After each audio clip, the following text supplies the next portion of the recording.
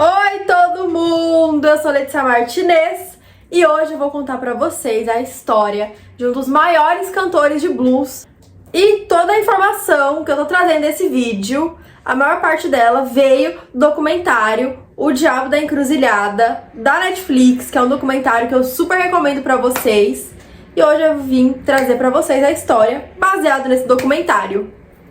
Mas antes de eu contar quem é esse cantor e contar a história dele, eu peço que vocês deixem o seu like, se inscrevam, comentem, caso vocês tenham alguma ideia, querem que eu traga algum tema, comentem, tô sempre pelos comentários e compartilhem esse vídeo.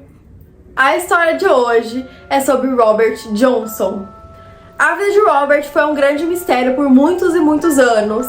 As primeiras informações sobre ele só foram descobertas após a morte do cantor. Sua mãe era Julia Dodds e ela foi casada com Charles Dodd, um carpinteiro e fazendeiro muito rico. Mas por ele ser negro e ter muito dinheiro, os brancos e ricos da cidade não gostavam dele. Por esse motivo, Charles foi forçado a fugir para Memphis para não ser linchado. Com a fuga de Charles, Julia ficou totalmente desamparada por algum tempo. Depois ela conheceu um lenhador da cidade que se tornou o pai biológico do Robert. Johnson nasceu em 8 de maio de 1911 em uma pequena cidade do Mississippi. Eles tinham uma vida extremamente simples, sem nenhum luxo. Robert passava de casa em casa, cidade em cidade.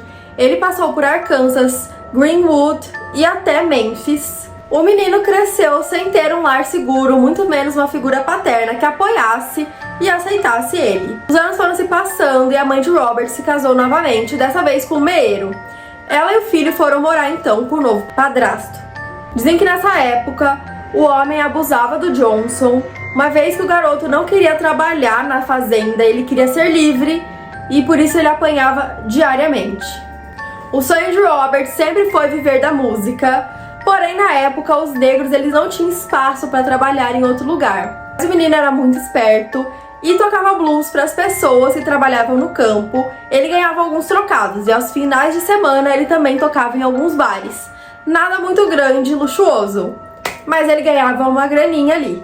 O blues, que é o tipo de música que Robert toca, nasceu dos afro-americanos que trabalhavam em campos de algodão. Como eles não tinham rádio, muito menos TV, as pessoas se juntavam e tocavam guitarra, gaita e até violão. A tradição de blues seria a melancolia, que é exatamente o estilo da música. É uma música bem pesada que traz muito um ar melancólico e triste. Robert ele não tinha muita oportunidade tocando só para os trabalhadores. Então ele decidiu ir para a cidade grande a fim de tentar realizar seu sonho. Ele passou de cidade em cidade, onde dava ele tocava. Seja num bar ou até numa esquina, o Robert, se tivesse público, ele estava tocando. Só que na época o blues era um tipo de música que foi muito demonizado pela igreja. Então, para o Robert ter uma fama ou ganhar bastante dinheiro, ele teria que tocar a música do momento, que era country, pop ou polka. As cidades do Mississippi eram extremamente católicas. E o blues era extremamente demonizado também pelos pastores, uma vez que, enquanto as mulheres estavam na igreja totalmente devotas a Cristo, os homens estavam nos bares, ouvindo músicos tocarem blues. Então, os reverendos, como forma de trazer mais pessoas para a igreja e, consequentemente, mais dinheiro, eles começaram a dizer que o blues era a música que levava as pessoas até o inferno. Então, além dele ser negro, ele também cantava blues. Então dá pra imaginar que ele indo de cidade em cidade, sem ter onde morar, era extremamente perigoso, ainda mais na época que ele vivia, onde os negros corriam o risco de serem mortos ou linchados sem motivo algum. Com 18 anos, o Robert ele se apaixonou por uma garota de 15 anos, a Virginia Travis. Juntos, eles mentiram a idade e se casaram. Logo a Virginia, ela ficou grávida e o Johnson ele prometeu pra ela que ele iria largar a música e viver no campo para poder ter uma família com ela. O casal ia muito bem, porém quando a menina estava grávida de 8 meses, ela foi visitar a avó dela e lá que ela ia ter o parto do lado da família. E nesse tempo o Robert ele aproveitou que a Virginia não estava e decidiu voltar a tocar. Então o Robert ele pegou a guitarra, pegou um trem e foi até a cidade tocar em alguns bares que ele já conhecia. Mas quando o Robert ele voltou, a Virginia e o bebê morreram durante o parto e a família da garota culpou o Robert, uma vez que ele tocava blues, e eles disseram que por conta do blues, a Virginia e o bebê foram levados para o inferno. Depois de tantas perdas e de ter ficado muito mal, o Robert decidiu focar totalmente na música. Agora ele não queria só ser um cantor, ele queria ser o melhor. Em julho de 1930, o Son House, que é um dos cantores muito famosos de blues, se mudou para Robinsonville, onde o Robert morava. Son House disse em uma entrevista que Robert ia todas as noites ouvir ele tocar. Ele ficava muito atento e na hora que os cantores paravam para descansar, o Robert pegava a guitarra e começava a tocar para as pessoas. Porém, ele não era nada bom na guitarra e as pessoas vaiavam ele, tanto que ele foi expulso de algum dos bares onde ele tentou tocar.